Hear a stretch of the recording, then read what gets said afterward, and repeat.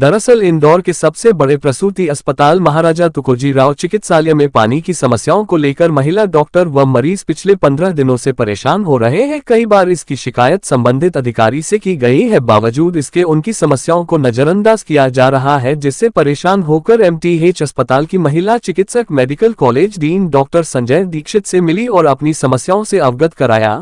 महिला डॉक्टरों का कहना है कि एमटीएच अस्पताल में इंदौर ही नहीं बल्कि उसके आसपास के जिले के कई मरीज यहां डिलीवरी व उपचार के लिए आते हैं और ऐसे में उन्हें हाथ धोने तक का पानी उपलब्ध नहीं हो पा रहा है। कई बार उन्हें शौचालय जाने में भी परेशानी होती है और पानी के अभाव के चलते पूरे एमडीएच अस्पताल के बाथरूम गंदे पड़े हैं और इसी में उन्हें काम करना पड़ रहा है। महिला डॉक्टर नीलम ने बताया कि देर रात एक डिलीवरी के समय खून के छींटे उसे पर भी आ गए थे, जहां पानी नहीं मिलने से उन्हें ऐसी ही हालत में डीन से मिलने आना पड़ा।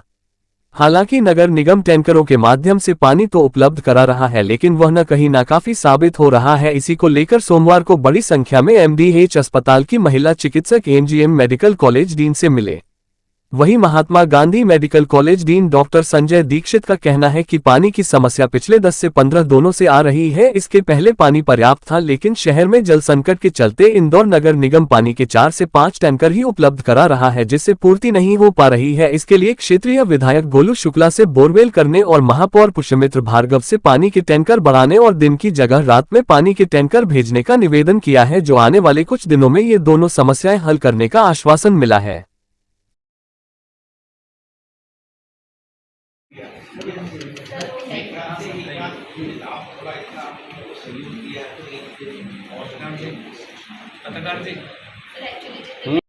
मैम आप इन साहब से मिले, ये क्या परेशानियों को मिले लेकर? हमारी मेन परेशानी 15 दिन से एमटीएच अस्पताल में पानी की कमी है और इस वजह से ना हाथ धो पा रहे, डिलीवरी करवाने के बाद ना हाथ धो पा रहे, ना ओटी के बाद इंस्ट्रूमेंट धो पा रहे, ना मरीजों की अच्छे से सफाई हो पा रही, ना हम 48 घंटे तक हम कंटिन्यूअसली वहाँ काम करते हैं, ना हम फ्रेश हो पाते, ना हम वॉशरूम जा पाते।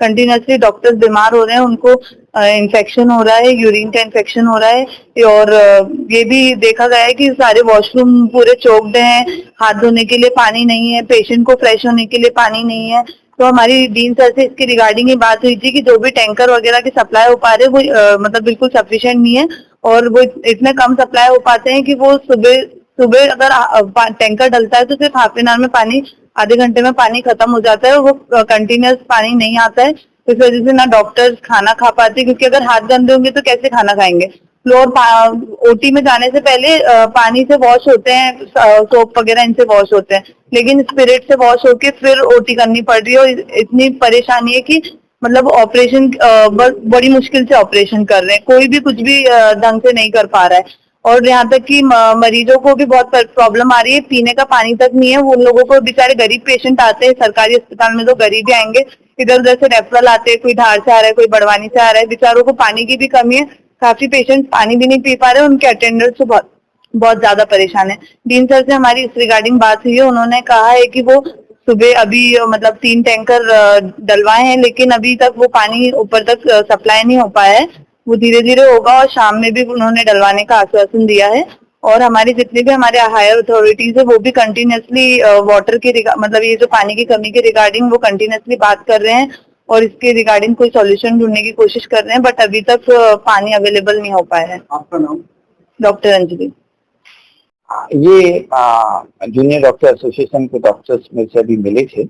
वहाँ पानी की एमटीएच में थोड़ा शॉर्टेज है, क्योंकि हमारे जो 4 बोरवेल हैं वो भी सूख गए हैं और नगर निगम से भी जो पानी आता है वो सफिशिएंट नहीं है।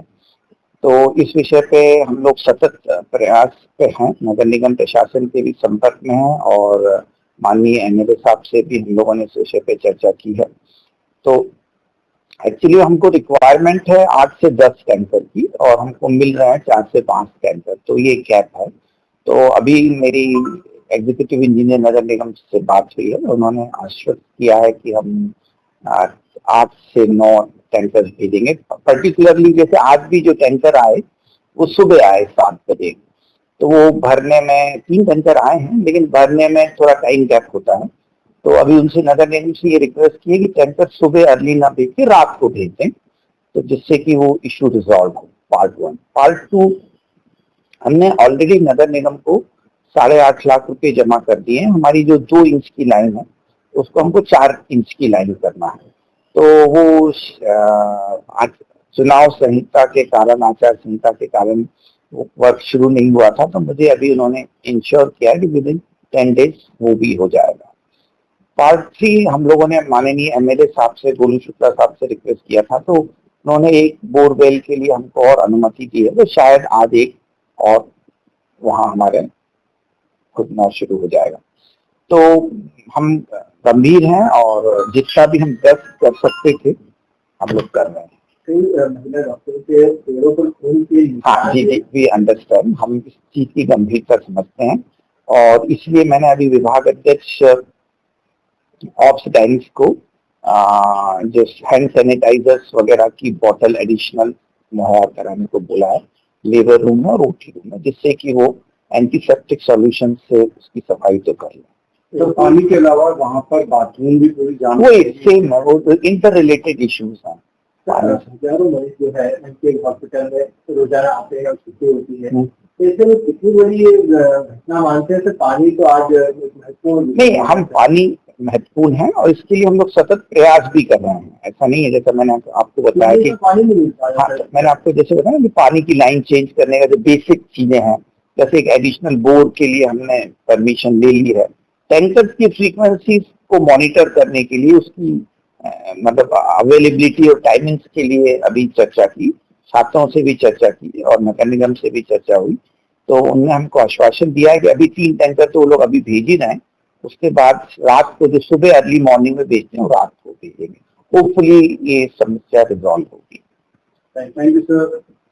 सुलभ शौचालय बन गया है, हाँ, नहीं तो और ज्यादा क्राइसिस होती, मतलब लकीली मैं रियली, नहीं तो और